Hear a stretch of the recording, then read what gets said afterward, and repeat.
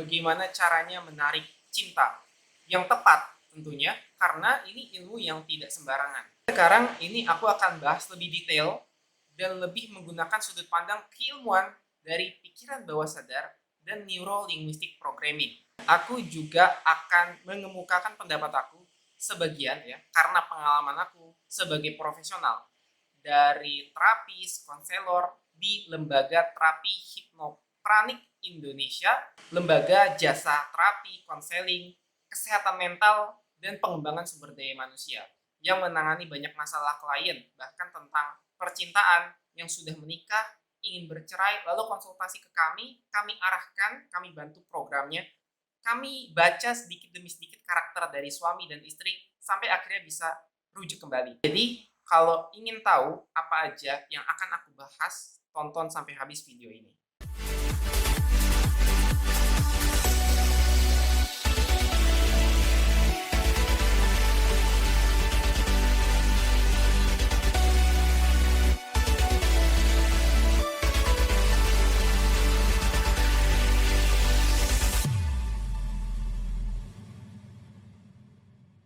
Jadi untuk menarik cinta yang tepat, itu nggak boleh main-main.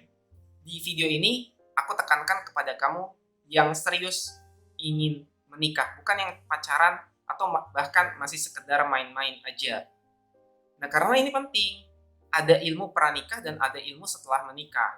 Ada 3 aspek aja yang harus pertama kali, baik kamu laki-laki ataupun perempuan.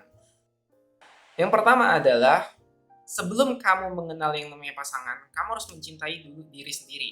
Respect dan hargai diri sendiri baru juga bisa menghargai orang lain. Sebelum kamu juga mengenal cinta, ingin mencintai pasangan, sifatnya cinta itu melekat seakan-akan seolah-olah merasa ingin memiliki, padahal bukan. Ketika seorang manusia sudah merasa memiliki pasangannya, maka dia akan menjadi seenaknya. Karena itu instingnya yang bekerja. Insting itu bagian dari otak kita yang memang pada dasarnya untuk bertahan hidup. Tapi seiring berjalannya waktu, kalau kita tidak mengendalikan insting tersebut, kita tuh inginnya selalu berada di posisi puncak. Makanya perang selalu terjadi. Manusia tuh ingin menjadi yang terbaik, ingin kekuasaan dan lain sebagainya. Di dalam rumah tangga atau di dalam pernikahan, yang paling penting sebelum kamu mengenal cinta atau ingin mencintai seseorang, pastikan dulu kamu menghargai calon pasangan kamu. Aspek yang kedua adalah tentang ketika kamu sudah mulai mengenal cinta. Atau kamu ingin menikah karena tidak semua orang belajar psikologi. Nah, apa di sini yang harus kamu lakukan? Jadi, yang harus kamu terapkan adalah mengenali karakter pasangan kamu. Kayak gini, ada yang dominan, ada yang nurut-nurut aja, ada yang kreatif, ada yang pendiam, dan lain sebagainya. Jadi jodoh itu saling melengkapi, bukan sama-sama. Jadi saling mengisi. Kalau misalnya dominan ketemu sama dominan, gimana? Berantem terus. Kalau yang pendiam sama pendiam, jadi beku. Ada yang detail, ada yang fleksibel. Itu harusnya saling melengkapi. Sebelum kamu mencintai seseorang, nah yang repotnya adalah ketika memang sudah cinta duluan. Sehingga kamu kabur pandangan objektif tentang karakter mereka. Karakter itu ada temperamen, ada sifat, bawaan lahir, ya genetik, dan juga faktor lingkungan. Dan pastikan ini kamu konsultasikan dengan psikolog atau konselor. Minimal, kalau kamu nonton video ini nggak mau konseling dan lain sebagainya, usahakan kamu tuh tahu, kenal dulu diri sendiri. Pastikan kamu tuh cocok melengkapi apa yang sudah ada dari calon pasangan kamu. Karena sifat itu sulit diubah, bukan berarti tidak bisa diubah. Bisa diubah kalau memahami ilmunya. Cuman nggak semua orang itu punya waktu untuk belajar lebih dalam. Karena memang butuh waktu, tenaga, dan usaha yang ekstra. Aspek yang ketiga, terakhir, komunikasi. Maksudnya gimana? Secara spesifik, komunikasi pria dan wanita itu berbeda. Bahasa kasihnya berbeda. Ada yang logika, ada yang emosional. Siapa yang logika? Laki-laki. Siapa yang emosional? Perempuan. Tetapi, aku akan bahas dulu dari sisi perempuan. Karena rata-rata perempuan ketika dia tidak tahu basic needs atau kebutuhan dasar dalam menyesuaikan emosi dia akan lebih mudah cenderung menggunakan semua kegiatan menjadi temperamen. Bahkan ketika ditanya pasangannya, laki-laki, mau makan apa? Si perempuan bilang, terserah.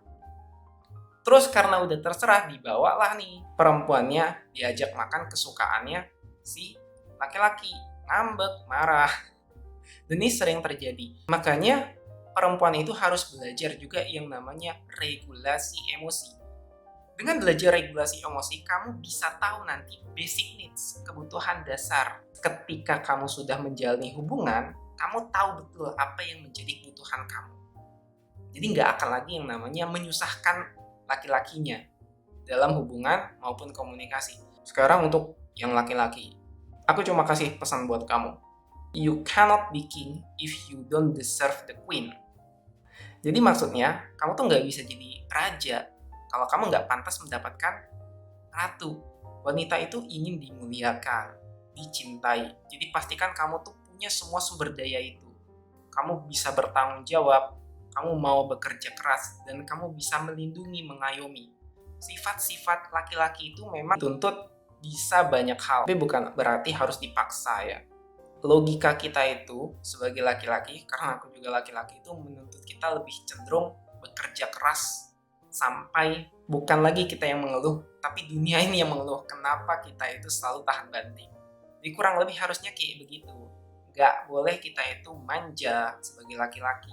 Karena poin penting dari laki-laki ini adalah sikap prinsip yang tegas dalam menghadapi situasi apapun, namun juga tenang dalam kondisi yang sabar.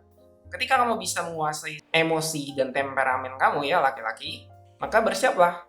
Kamu bisa pantas mendapatkan ratu atau wanita yang kamu mau nikahi. Kurang lebih kayak gitu. Nah, jadi kesimpulannya adalah sebelum mengenal pasangan, pastikan kamu respect dan menghargai mereka sebagai manusia. Yang kedua adalah mengenali karakter pasangan. Yang ketiga adalah menjalin komunikasi yang sehat. Terima kasih sudah nonton videonya dan sampai jumpa di kesempatan berikutnya.